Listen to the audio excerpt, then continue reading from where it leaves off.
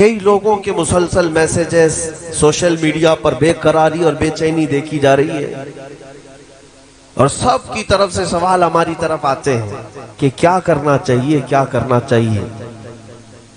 کبھی حضور پاک کے نام پر گستاخی، کبھی قرآن پاک کو لے کر اسلام کو، مسجدوں کو، یہ پورا کا پورا ایک دجالی نظام ایکٹیو ہو گیا ہے۔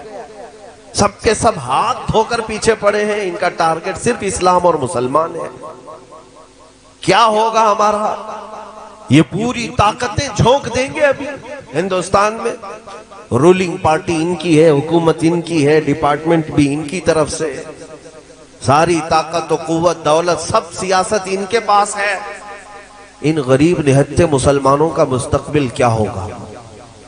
قرآن کی آیت میں نے اسی لیے پڑھی خطبے کے بعد، اللہ فرماتا ہے یریدون لیطفئوا نور اللہ بافواہہم، کچھ خبیث یہ چاہتے ہیں کہ اپنے منہ کے پھونکوں سے اللہ کے چراغ کو بجھا دیں۔ لوگ یہ چاہتے ہیں کہ اپنے منہ کے پھونک سے اللہ کے چراغ کو بجھا دیں۔ اللہ کا چراغ اسلام ہے، اور اللہ فرماتا ہے واللہ متم نورہ، اور اللہ اپنے نور کو مکمل کر کے رہے گا۔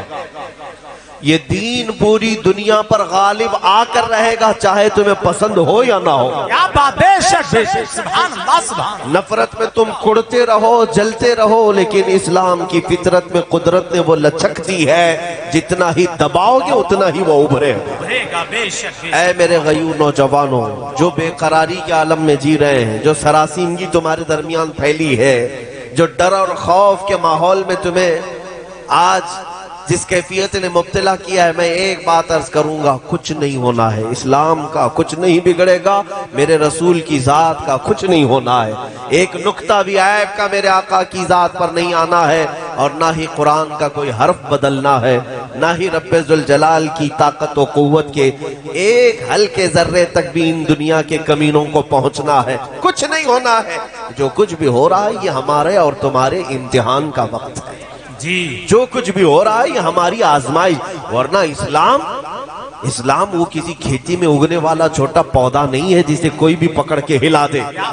اسلام اس عظیم درخت کا نام ہے جس کی جڑیں تحت الثری میں، شاخیں اوج ثریا پر، اس کا تنا تو دور کی بات، اس کا پتہ نہیں ہلا سکتے ہیں۔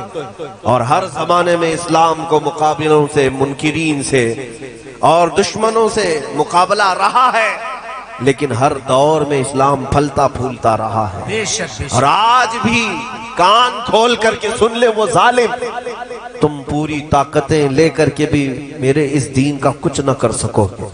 زیادہ سے زیادہ ہماری گردنیں مار سکتے ہو، زیادہ سے زیادہ ہمارے بچے مار سکتے ہو، زیادہ سے زیادہ بلڈوزر چلا کر کے یہ بلڈنگیں توڑ سکتے ہو، لیکن ایک بات یاد رکھنا، ایک چراغ بجھاؤ گے مولا 100 چراغ روشن کرے گا۔ بے شک 100 چراغ روشن کرے گا۔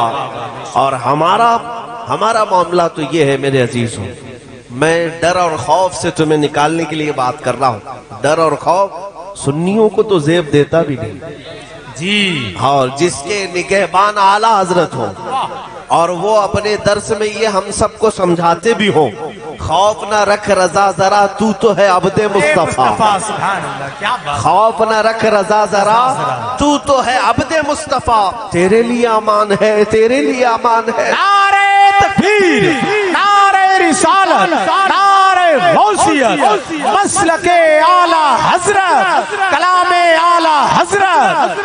عزیزوں، سنیوں کو تو ڈر زیب نہیں دیتا۔ اور پھر میں آخری جملہ یہ اس ڈر اور خوف کے لیے جو استعمال کیا جاتا ہے اس کی بھی وضاحت کر دوں۔ ہمارے بچے اب سنبھل چکے ہیں الحمدللہ۔ میں نے ہر شہر میں آج دیکھا ہے، ہندوستان بھر کے تقریباً 22 اسٹیٹ میں میں تقریباً 4-5 مہینے میں جا کر آیا، کئی شہروں میں نوجوان بچوں کو میں نے دیکھا ہے کہ وہ محمد عربی کا شعر زندہ ہو رہا ہے۔ نبی اکرم صلی اللہ تعالی علیہ وسلم کے غلام اور وفادار اب بیدار ہو رہے ہیں، اس لیے کہ دنیا جب ڈراتی ہے تو کس بات سے ڈراتی ہے؟ موت سے ڈراتی ہے، پھانسی سے ڈراتی ہے۔ یہی چیزیں ہیں جو ڈر کی ہیں دنیا میں۔ اے میرے عزیزوں، کیا آپ نہیں دیکھ رہے इन बरसाती कीड़ों को कभी मस्जिदों के बाहर आकर तलवारें लहरा कर, चाकू छुरी दिखाकर डराए। और मुझे हैरत होती है उस कौम को ये तलवारें लहरा कर दिखा रहे हैं जो 1400 साल से करबला सुनती आ रही है। अल्लाह अल्लाह अल्लाह अल्हम्दुलिल्लाह, हमारा हर बच्चा ये जानता है। ताजुश शरिया, तवज्जो, ताजुश शरिया, ताजुश शरिया, ताजुश शरिया, ताजुश शरिया, ताजुश शरिया, जिंदाबाद जिंदाबाद, अल्लाह अकबर, बहुत अच्छा है, जिंदाबाद, सुभान अल्लाह। अब आप हजरात पूरी तकरीर सुन ले, होने के बाद सब एक साथ नारे लगे। आप लोग नारे ज्यादा लगाते हैं और जाहिर सी बात है सुन्नियों के ही यहाँ ये माहौल है कि नारे तकबीर और नारे रिसालत में हमारे यहाँ वो असर है जिसको इकबाल ने कहा था। हाँ, बात सच्ची है। वो हमारे उन्हीं जवानों का नारा है जिसके लिए इकबाल कहा था, कुफ्र दम तोड़ देगा टूटी हुई शमशीर के साथ। क्या बात है, कुफ्र दम तोड़ देगा टूटी हुई शमशीर के साथ, घर तुम निकल आ जाओ एक बार नारे तकबीर के साथ। अल्लाह अल्लाह अल्लाह। हाँ, ये हमारे नारों का असर है। मैं जो बात अर्ज कर रहा था आप तवज्जो से सुन लें। जी बहुत अच्छा। दुनिया के पास सबसे ज्यादा डराने के लिए जो चीज होती है वो मौत है। तुम्हारी मौत, तुम्हारी फांसी, तुम्हारी सजाए मौत, यही तमाम चीजें हैं। लेकिन मेरे अजीजों, नौजवानों, मेरे बच्चों, आपसे ये बात मैं अर्ज करना चाहूंगा, मौत तो आनी है, इस बात में किसी को इख्तिलाफ नहीं। आज या कल मलकुल मौत हमारे घर भी आने हैं।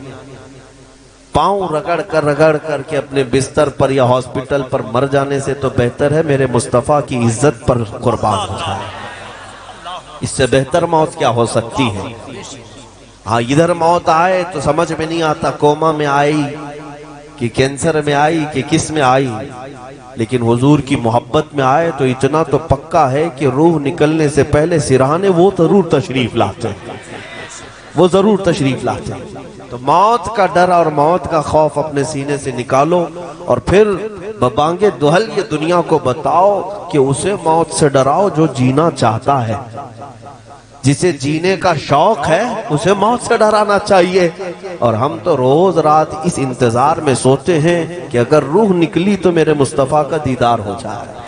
हम कब्र में भी जाते हैं तो नबी अकरम सल्लल्लाहु ताला अलैहि वसल्लम के दीदार की गरज लेकर के जाते हैं।